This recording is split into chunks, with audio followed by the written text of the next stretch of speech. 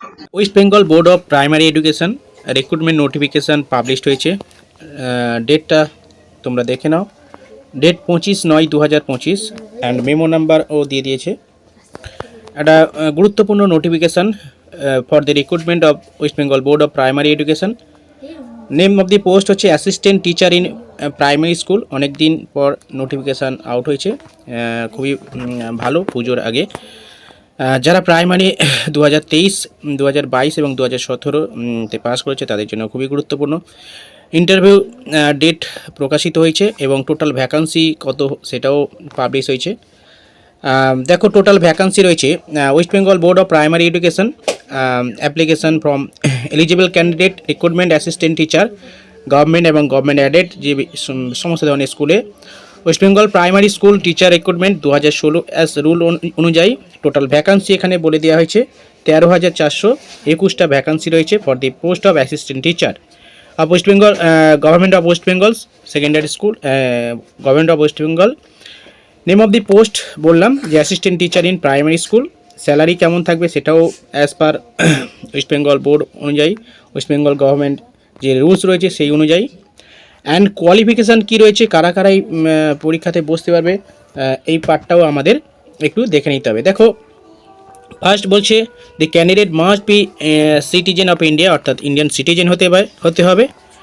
Number 2 বলছে candidate must have passed, কি passed হতে হবে। ফার্স্ট রুলস কি বলছে দেখো, higher secondary equivalent with least 50% marks and 2 year diploma in elementary education, অর্থাৎ 50% মার্কস থাকতে হবে এবং 2 বছরের ডিপ্লোমা ইন এলিমেন্টারি এডুকেশনে থাকতে হবে। Second, higher secondary with at least 45% marks and 2 year diploma in elementary education. Number 3, higher secondary with at least 50% marks and 4-year bachelor of elementary education. Number 4, higher secondary with least 50% marks and 2-year diploma in elementary special education. Special education যারা রয়েছে তারাও কিন্তু এই পরীক্ষায় বসতে পারবে। और কি আছে, graduation and 2-year diploma in elementary education, এবং গ্র্যাজুয়েট হতে হবে এবং 2 ইয়ার এলিমেন্টারি এডুকেশনের উপর ডিপ্লোমা থাকতে হবে। এবং এই টেট পরীক্ষা হয়েছে, সেই টেট পরীক্ষার teacher eligibility TET conducted by West Bengal board of primary Education, যে রুলস রয়েছে সেই অনুযায়ী।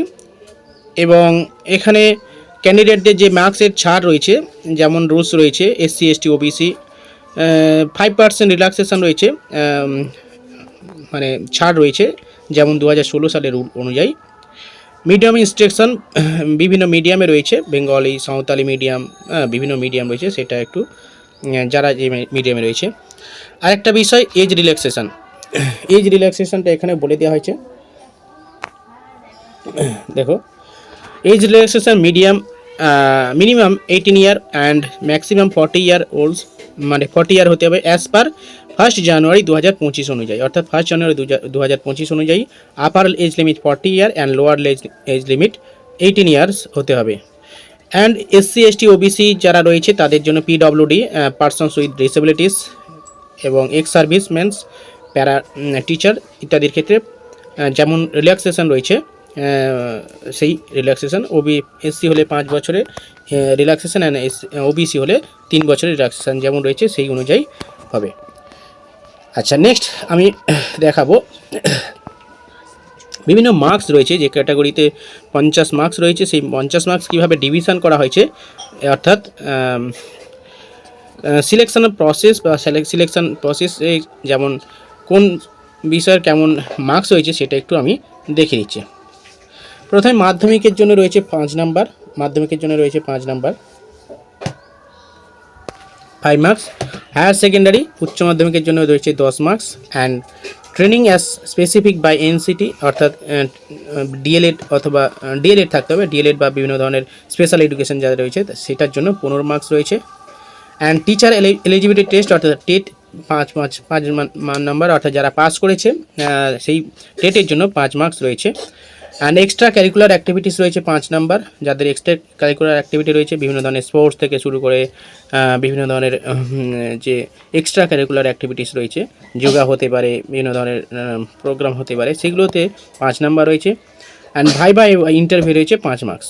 অ্যান্ড অ্যাপটিটিউড টেস্ট অর্থাৎ টিচিং এক্সপিরিয়েন্স এর জন্য রয়েছে প্যারা টিচারদের জন্য 5 marks, total 50 marks, total 50 marks রয়েছে। এই 50 মার্কসের কোন পার্টে কত নাম্বার থাকবে সেটাও বলা হয়েছে এখানে।